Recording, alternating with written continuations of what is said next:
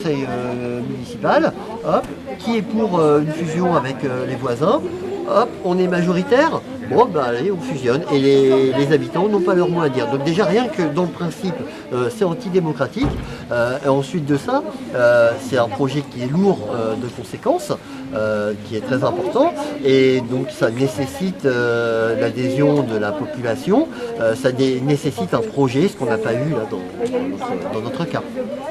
Les conséquences, elles sont lourdes, ce seraient lesquelles? Alors il faut savoir que l'objectif affiché, c'est de faire des économies. Donc les économies, c'est toujours pareil, elles ne sont pas pour tout le monde, hein. Les économies, c'est pour les uns, mais pour les habitants, ça veut dire souvent des frais supplémentaires, parce que des transferts de coûts qui sont donnés aux habitants. Alors c'est aussi des conséquences par rapport au service public. C'est-à-dire que quand on n'est plus qu'une commune, on supprime les doublons, ce qu'ils appellent les doublons. Mais bon, les doublons, c'est ce qui permet aux gens de vivre un peu mieux que quand il n'y a pas de doublons. Voilà. Les doublons, ça va être sur quoi par exemple? Ça va être par exemple école, hein. On a une école ici, ils ont une école là-bas. Alors il faut savoir qu'en France, 5000 écoles ont fermé en 10 ans, ont été fermées en 10 ans, 5000. Donc ça veut dire plus d'une école par jour. Donc c'est une volonté politique de fermer des écoles. Et là, les fusions en communes nouvelles, ça leur permet totalement ça, de fermer des écoles. Donc c'est pas un hasard. Alors c'est les mairies aussi, hein, tout simplement. Quand on n'a plus qu'une commune, on n'a plus qu'une mairie. Alors bon, il y a une charte, on peut dire on garde des services, etc. Mais la charte n'a aucune valeur légale. Donc ça veut dire que le prochain maire, en 2020, il peut dire tout à fait, écoutez, votre charte elle est bien jolie, mais moi, je ne vois pas en quoi ça m'engage. Et quand vous disiez réduction de coûts, là, ça impacterait quoi par exemple? Pour l'État, l'intérêt qu'ils y voient, c'est donc moins d'argent à donner, puisqu'il y a une seule commune et non plus deux, donc ils vont donner moins de dotation, puisqu'ils vont donner pour une seule commune et plus pour deux. Hein, il y a la dotation de compensation qui est de 13 000 € par an par commune actuellement, donc ça veut dire s'il n'y a plus qu'une seule commune et plus deux, ils ne donnent plus 26 000 € par exemple, mais seulement 13 000 €. Bon, c'est un exemple concret. Il y a moins aussi de maires, moins de gens à payer. Voilà, même si la plupart des gens sont des bénévoles dans des communes comme ici, hein, ça revient. C'est des communes comme ça, elles vivent grâce au travail des gens, grâce au bénévolat principalement.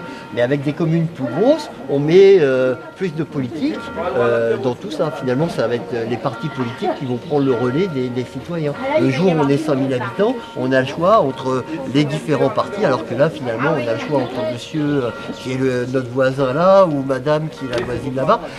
Voilà, c'est plus du tout la même chose pour les habitants, et c'est plus du tout la même défense du territoire de la commune. Est-ce que vous pouvez m'expliquer un peu ce que ça représente, Saint-Ouen-les-Vignes, Montreuil-en-Touraine? C'est des communes qui ont combien d'habitants, qui sont situées où, à combien de kilomètres, etc. Juste pour avoir une idée un peu de ce que ça représente. D'accord, donc 1000 habitants on va dire pour Saint-Ouen sur 20 km². 800 habitants pour Montreuil sur 25 km², donc ce qui nous ferait une seule et unique commune de 1800 habitants sur 45 km², là, la superficie de Tours, grosso modo, à 1800. Bon, voilà, donc c'est pareil, ça pose question quand même. Voilà, après, qu'est-ce que je peux vous dire d'autre?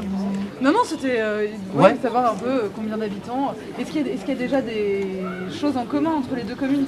Parce qu'on sait qu'il y a pas mal de fusions qui sont aussi des communes historiquement assez proches, qui ont l'habitude de travailler ensemble. Les enfants vont à l'école dans l'une ou dans l'autre, les gens travaillent. C'est pas le cas. Non, là c'est pas du tout le cas. Là, en discutant avec les gens de Saint-Ouen, certains trouvent qu'il y aurait une cohérence effectivement à fusionner par exemple avec Posté, où il y a des choses en commun.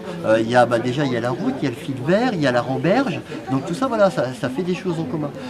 Montreuil, il n'y a pas de voie de communication évidente avec Montreuil.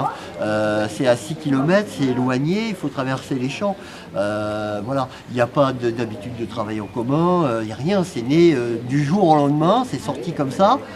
Un maire a dit tiens, il y a ça nous ferait économiser tant, parce que alors là il n'y a plus, mais jusqu'au mois de janvier de l'année dernière, il y avait des encouragements financiers, c'est-à-dire il y avait une non-baisse des dotations pendant 3 ans et même une légère hausse de 5%. Donc ils avaient chiffré ici à une économie de 30 000 € sur 3 ans. donc ce qui est misérable, mais ce qui a été suffisant pour déclencher cette envie de fusionner. Hein. Parce que sinon, je vous dis, il n'y a pas d'habitude en commun, il n'y a pas d'association commune, il n'y a rien. Quoi. Qui est-ce qui l'a décidé cette fusion? C'est les deux maires qui se sont concertés? Alors ça, moi je peux pas vous dire officiellement, j'ai entendu des choses, j'ai rencontré les maires du secteur qui m'ont expliqué un petit peu, mais après je peux pas parler de ça. Ouais. Voilà. Mais nous par contre, je peux dire que pour les habitants, on l'a appris un mois avant le projet de vote par le conseil municipal. Ils ont daigné nous informer qu'il y avait un projet de commune nouvelle et qu'il allait donc y avoir une réunion publique pour en parler un mois avant le vote. Voilà. Alors comme on a réussi à réagir rapidement, à faire signer une pétition, etc., on a obtenu un report. Mais dans la plupart des cas, dans le Maine-et-Loire à côté par exemple, hein, les habitants, ils se sont réveillés un beau matin et ils avaient fusionné. Oh, ben, il y a plein de communes nouvelles qui sont montées dans le Maine-et-Loire. Il y a eu un préfet qui a été félicité, qui maintenant est au ministère de l'Intérieur, etc. Voilà, ils ont fusionné à tour de bras dans le Maine-et-Loire. Et elle a donné quoi la pétition jusqu'ici?